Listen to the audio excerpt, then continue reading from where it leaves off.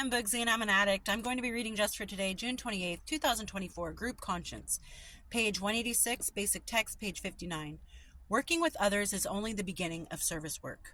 Service work calls for the selfless devotion to carrying the message to the still suffering addict, but our attitude of service cannot stop there. Service also requires that we look at ourselves and our motives. Our efforts at service make us highly visible to the fellowship. In NA, it is easy to become a big fish in a little pond. Our controlling attitude can easily drive away the newcomer. Group conscience is one of the most important principles in service. It is vital to remember that a group conscience is what counts, not just our individual beliefs and desires. We lend our thoughts and beliefs to the development of a group conscience. Then, when that conscience arises, we accept its guidance. The key is working with others, not against them. If we remember that we strive together to develop a collective conscience, we will see that all sides have equal merit. When all the discussions are over, all sides will come back together to carry a unified message. It is often tempting to think that we know what is best for the group. If we remember that it doesn't matter if we get our way, then it is easier to allow service to be the vehicle it is intended to be, a way to carry the message to the addict who still suffers. Just for today, I will take part in the development of group conscience. I will remember that the world won't end just because I don't get my way. I will think about our primary purpose in all the service efforts. I will reach out to a newcomer.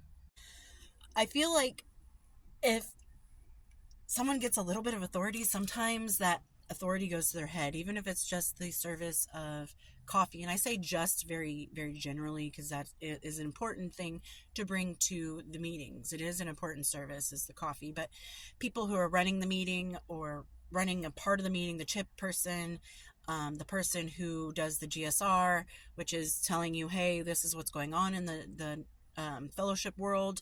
I think some people take that as like they are in charge of everyone and what I say goes. And it's really important for us to detach from that authority that we have and understand that it's a leadership position. It's not a position to be boss to everybody. I'm not in charge of everybody. I don't get to say, well, I'm leading this group, so you need to do recovery the way I'm telling you.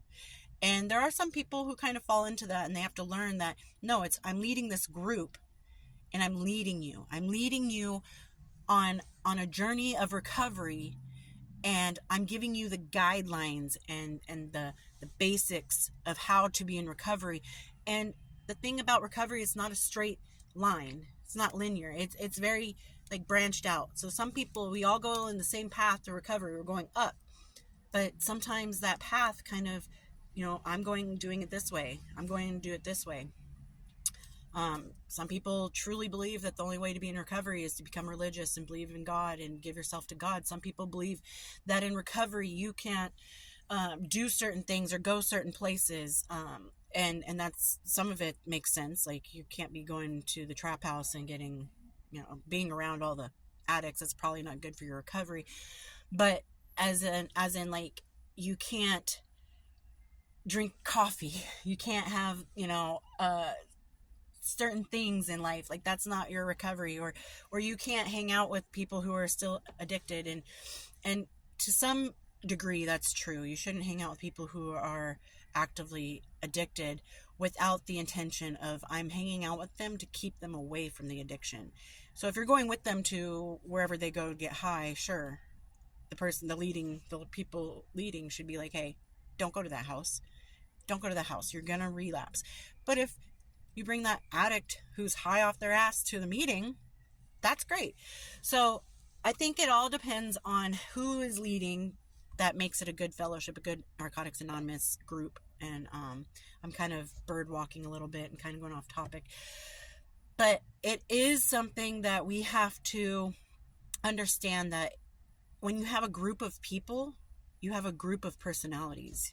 You have a group of traits, and you have a group of individuals with individual opinions and thoughts and feelings and ways of thinking of things. So when you are leading a group, you need to be conscious of who you're around. So this person who's a newcomer might be a little bit more timid, a little bit withdrawn, and I'm afraid of being here. So you need to be open and respectful to their personality and how they are doing their recovery. And then the other person who's just so, bubbly and out there and eccentric and just animated, you have to be able to adapt to their personality as well, but all at the same time giving the same message of recovery. Still teaching them how to achieve recovery and maintain that recovery, but not individualizing the journey, because the journey is very intimate to the addict on it, if that makes any sense. So I know that people from the coffee person to the leader of the group, whoever's leading the meeting that day, all of those people are very important to everyone's recovery. And I say that, in the beginning I was like, maybe you're just the coffee person, but the coffee person who makes that commitment to the meetings that I will bring coffee is showing that you are keeping yourself accountable by saying, yes, I will do this commitment, and actually sticking to it. So it is a very important position. The person leading the meeting, I am making this commitment that when people come to meet up, I will be here to lead you guys. I will be here to okay, it's your turn. Who's going to read just for today? Who's going to read why we're here? What about the addict? All this stuff, like all of those positions and commitments are very important. But the most important person there is the newcomer. And what we don't want to do is make that newcomer feel like we're a cult, like we're somebody that you have to believe the exact same thing I do it the exact same way I do, and if you don't, you need to leave, because that we don't want you here. It's very important, and a very fragile line we have to walk on, like, okay, to be able to teach people how to be in recovery and help people open up to this recovery, and not single them out and thinking, oh, you don't believe in God? Well, you're still an addict then. You're not in recovery, because until you give yourself to God, you are not sober. You might be off drugs, but you're not ready to be in recovery because you're not following the religion I follow. Oh, okay, so your friend is an addict and you're trying to get them to become an addict in recovery. Well, you hanging out with them is showing addict behavior, so you don't need to do that. You can bring them to the meetings, but outside of the meetings, you're not allowed to hang out with them. Those kind of things. And these are just hypothetical things that have, some of it's true, the religion thing or the thinking ahead. You're not allowed to think about things in the future. 6 months from now, wow, you're definitely not in recovery, because you're not following day to day. You're not doing just for today, this moment right now. You're thinking ahead. That's not being in recovery.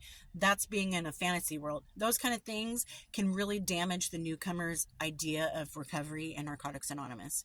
When you belittle the way that they feel comfortable being in recovery, you belittle their motivation to become an addict in recovery. And you essentially make them remain the addict that's still suffering. Because even if they I want to get sober, I need to get sober. I'm here because I want to get sober and I need to do this. And the second you walk in and you hear like, okay, well, you know what? You're doing this wrong. This is wrong. This is wrong. This is wrong. I don't like that. I do it this way. You need to do that kind of thing is going to make them go like, well, apparently I'm not good at this either. And they're never going to come back. But I will say, after saying all that, Narcotics Anonymous has helped me a lot. It's given me an outlet in a way that I can express my feelings and I can share in my experiences with other people who have experienced the same thing. So the way I just explained it was a very extreme example of things not to do, and it's not how Narcotics Anonymous goes.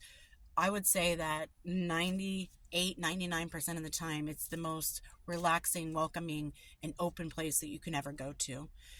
I'm just giving a heads up that if you ever get into a position of leadership, be nice and understand that everybody has their own individual recovery. Just give them the tools to get there, to get to their happy place in recovery.